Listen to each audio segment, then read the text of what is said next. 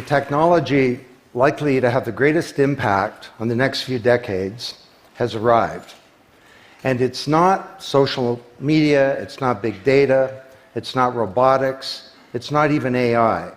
And you'll be surprised to learn that it's the underlying technology of digital currencies like Bitcoin. It's called the blockchain. Blockchain. Now, it's not the most sonorous word in the world, but I believe that this is now the next generation of the internet, and that it holds vast promise for every business, every society, and for all of you individually. You know, for the past few decades, we've had the Internet of Information. And when I send you an email or a PowerPoint file or something, I'm actually not sending you the original, I'm sending you a copy. And that's great. This is democratized information. But when it comes to assets, things like money, financial assets like stocks and bonds, loyalty points, intellectual property, music, art, a vote, carbon credit, and other assets, sending you a copy is a really bad idea. If I send you $100, it's really important that I don't still have the money and that I can't send it to you. So this has been called the double spend problem by cryptographers for a long time. So today, we rely entirely on big intermediaries, middlemen like banks, government, big social media companies, credit card companies, and so on, to establish trust in our economy. And these intermediaries perform all the business and transaction logic of every kind of commerce, from authentication, identification of people, through to clearing, settling, and record keeping. And overall, they do a pretty good job, but there are growing problems. To begin, they're centralized. That means that they can be hacked, and increasingly are. And JP Morgan, the US federal government, LinkedIn, Home Depot, and others found that out the hard way. They exclude billions of people from the global economy. For example, people who don't have enough money to have a bank account. They slow things down. It can take a second for an email to go around the world, but it can take days or weeks for money to move through the banking system across the city. And they take a big piece of the action, 10 to 20%, just to send money to another country. They capture our data, and that means that we can't monetize it or use it to better manage our lives. And our privacy is being undermined. And the biggest problem is that overall, they've appropriated the largesse of the digital age asymmetrically. And we have wealth creation, but we have growing social inequality. So what if there were not only an internet of information, what if there were an internet of value? Some kind of vast, global, distributed ledger running on millions of computers and available to everybody, and where every kind of asset, from money to music, could be stored, moved, transacted, exchanged, and managed, all without powerful intermediaries. What if there were a native medium for value? Well, in 2008, the financial industry crashed, and perhaps propitiously, an unknown or anonymous person or persons named Satoshi Nakamoto created a paper where he developed a protocol for a digital cash that used an underlying cryptocurrency called Bitcoin. And this cryptocurrency enabled people to establish trust and do transactions without a third party. And the seemingly simple act set off a spark that's ignited the world, that has everyone excited or terrified or otherwise interested in many places. Now, don't be confused about Bitcoin, okay? Bitcoin is an asset. It goes up and down, and that should be of interest to you if you're a speculator. More broadly, it's a cryptocurrency. It's not a fiat currency controlled by a nation state, and that's of greater interest. But the real pony here is the underlying technology. It's called blockchain. So, for the first time now in human history, people everywhere can trust each other and transact peer-to-peer. And trust is established not by some big institution, but by collaboration, by cryptography, and by some clever code. And because trust is native to the technology, I call this the trust protocol. Now you're probably wondering, well, how does this thing work? Fair enough. Assets, digital assets like money to music and everything in between, are not stored in a central place, but they're distributed across a global ledger using the highest level of cryptography. And when a transaction is conducted, it's posted globally across millions and millions of computers. And out there around the world is a group of people called miners. These are not young people, they're Bitcoin miners. And they have massive computing power at their fingertips, 10 to 100 times bigger than all of Google worldwide. And these miners do a lot of work. And every 10 minutes, kind of like the heartbeat of a network, a block gets created that has all the transactions from the previous 10 minutes. And then the miners get to work trying to solve some tough problems. And they compete. And the first miner to find out the truth and to validate the block is rewarded in digital currency, in the case of the Bitcoin blockchain with Bitcoin. And then, this is the key part, that block is linked to the previous block and the previous block to create a chain of blocks, and everyone is timestamped, kind of like with a digital wax seal.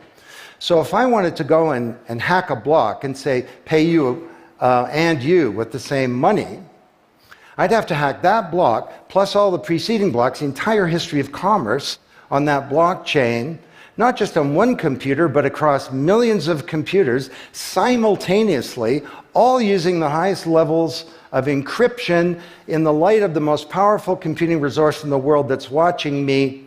Tough to do. And this is infinitely more secure than the computer systems that we have today. Blockchain, that's how it works. So the Bitcoin blockchain is just one. There are many. The Ethereum blockchain was developed by a Canadian named Vitalik Buterin. He's 19 years old. And this blockchain has some extraordinary capabilities. One of them is that you can build smart contracts. It's kind of what it sounds like. It's a contract that self-executes. And the contract handles the enforcement and the management, performance, and payment. The contract kind of has a bank account too, in a sense, of agreements between people. And today, on the Ethereum blockchain, there are projects underway to do everything from create a new replacement for the stock market to create a new model of democracy where politicians are accountable to citizens. So, to understand what a radical change this is going to bring, let's look at one industry, financial services. You recognize this? Rube Goldberg machine. It's a ridiculously complicated machine that does something really simple, like crack an egg or shut a door. Well, kind of reminds me of the financial services industry, honestly. I mean, you tap your card in the corner store and a bit stream goes through a dozen companies, and each with their own computer systems, some of them being 1970s mainframes, older than many of the people in this room. And 3 days later, a settlement occurs. Well, with a blockchain financial industry, there would be no settlement because the payment and the settlement is the same activity. It's just a change in the ledger. So Wall Street and all around the world, the financial industry is in a big upheaval about this, wondering, can we be replaced, or how do we embrace this technology for success? Now, why should you care? Well, let me describe some applications. Prosperity. The first era of the Internet of information, brought us wealth, but not shared prosperity, because social inequality is growing. And this is at the heart of all of the anger and extremism and protectionism and xenophobia and worse that we're seeing growing in the world today. Brexit being the most recent case. So, could we develop some new approaches to this problem of inequality? Because the only approach today is to redistribute wealth, tax people and spread it around more. Could we pre-distribute wealth? Could we change the way that wealth gets created in the first place by democratizing wealth creation, engaging more people in the economy, and in ensuring that they got fair compensation. Let me describe 5 ways that this can be done. Number 1, did you know that 70% of the people in the world who have land have a tenuous title to it? So you got a little farm in Honduras, some dictator comes to power. He says, I know you got a piece of paper that says you own your farm, but the government computer says my friend owns your farm. This happened on a mass scale in Honduras, and this problem exists everywhere.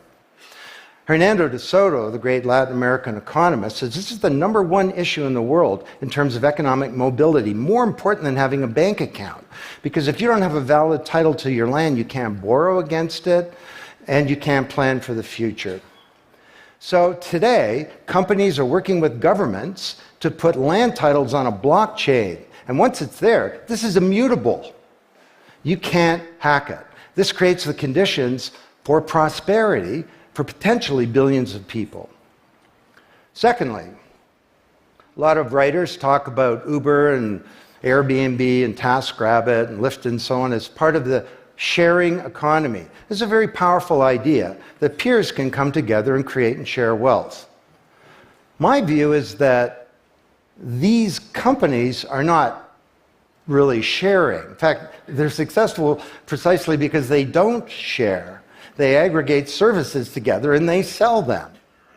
What if rather than Airbnb being a $25 billion corporation, there was a distributed application on a blockchain, we'll call it B-Airbnb, and it was essentially owned by all of the people who have a room to rent. And when someone wants to rent a room, they go onto the blockchain database and all the criteria sift through, help them find the right room, and then the blockchain helps with the contracting, it identifies the party, it handles the payments, just through digital payments are built into the system, and it even handles reputation, because if she rates a room as a 5-star room, that room is there, and it's rated, and it's immutable. So the big sharing economy disruptors in Silicon Valley could be disrupted, and this would be good for prosperity. Number 3, the biggest flow of funds from the developed world to the developing world is not corporate investment, and it's not even foreign aid. It's remittances. This is the global diaspora, people who've left their ancestral lands, and they're sending money back to their families at home. This is $600 billion a year, and it's growing, and these people are getting ripped off. Annalie Domingo is a housekeeper, and she lives in Toronto, and every month she goes to the Western Union office with some cash to send her remittances to her mom in Manila. It costs her around 10%. The money takes 4 to 7 days to get there. Her mom never knows when it's going to arrive. It takes 5 hours out of her week to do this. 6 months ago, Annalie Domingo used a blockchain application called Abra. And from her mobile device, she said $300 went directly to her mom's mobile device without going through an intermediary. And then her mom looked at her mobile device, and it's kind of like an Uber interface. There's Abra tellers moving around. She clicks on a teller that's a 5-star teller. He's 7 minutes away. The guy shows up at the door, gives her Filipino pesos. She puts them in her wallet. The whole thing took minutes, and it cost her 2%. This is a big opportunity for prosperity. Number 4, the most powerful asset of the digital age is data. And data is really a new asset class, maybe bigger than previous asset classes like land under the agrarian economy or an industrial plant, or even money. And all of you, we create this data. We create this asset. And we leave this trail of digital crumbs behind us as we go throughout life. And these crumbs are collected into a mirror image of you, the virtual you.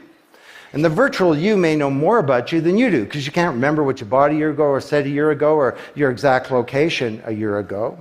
And the virtual you is not owned by you. That's the big problem. So today there are companies working to create an identity in a black box. The virtual you owned by you. And this black box moves around with you as you travel throughout the world, and it's very, very stingy. It only gives away the shred of information that's required to do something. A lot of transactions, the seller doesn't even need to know who you are. They just need to know that they got paid. And then this avatar is sweeping up all this data and enabling you to monetize it. And this is a wonderful thing, because it can also help us protect our privacy. And privacy is the foundation of a free society. Let's get this asset that we create back under our control, where we can own our own identity and manage it responsibly. Finally,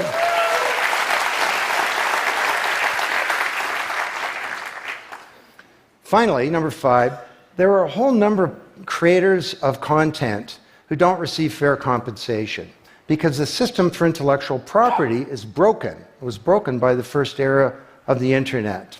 Take music. Musicians are left with crumbs at the end of the whole food chain. You know, if you're a songwriter, 25 years ago you wrote a hit song, it got 1 million singles, you could get royalties of around $45,000. Today you're a songwriter, you write a hit song, it gets 1 million streams, you don't get $45K, you get $36. Enough to buy a nice pizza. So Imogen Heap, the Grammy-winning singer-songwriter, is now putting music on a blockchain ecosystem. She calls it mycelium. And the music has a smart contract surrounding it. And the music protects her intellectual property rights. You want to listen to the song, it's free, or maybe it's a few microcents flow into a digital account. You want to put the song in your movie, that's different, and the IP rights are all specified. You want to make a ringtone, that's different. She describes that the song becomes a business. It's out there on this platform, marketing itself, protecting the rights of the author, and because the song is a payment system, in a sense a bank account, all the money flows back to the artist, and they control the industry rather than these powerful intermediaries.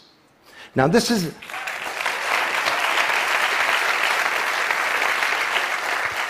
not just songwriters, it's any creator of content, like art,